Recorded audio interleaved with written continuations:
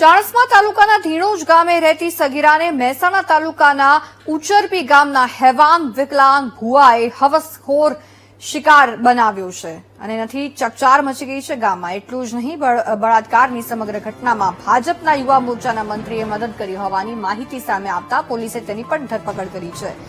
ધીણોજ ગામની સગીરાને ભુવાએ પરિચય થયા બાદ અભ્યાસના બહાને ભોળવીને કારમાં 2 થી 3 વખત એની સાથે દુષ્કર્મ આચર્યું હતું, જેની જાણ થતાં સગીરાના પરિવારજનોએ ફરિયાદ નોંધાવી। સમગ્ર ફરિયાદને પગલે પોલીસે 55 વર્ષના ભગો ઉર્ફે ભુવો શંકરભાઈ ચૌધરી નામના ભુવાની ધરપકડ કરી છે।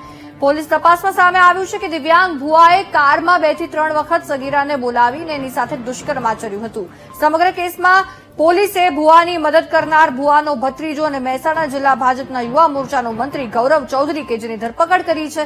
ભાજપના નેતા અને ભુવાના ભત્રીજા ગૌરવ ચૌધરીનું સમગ્ર કેસમાં નામ સામે આવતા સમગ્ર ગામમાં લોકો ભાજપ નેતા સામે ફિટકાર પણ વરસાવી રહ્યા છે।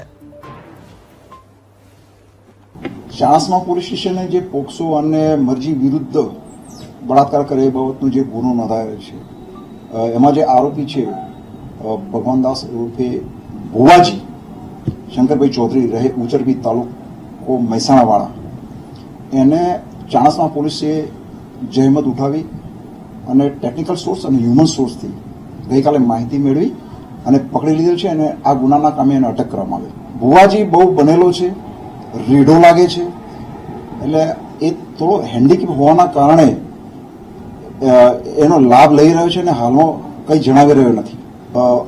હાલમાં ગઈકાલે સાંજે ભુવાજીને અટક કર્યા છે અને આ બાબતે ઊંડાણપૂર્વક પૂછપરછ કરવાની જરૂરિયાત હોય એના રિમાન્ડ લઈ અને વધુ વિગતે એની પૂછપરછ કરવામાં આવશે।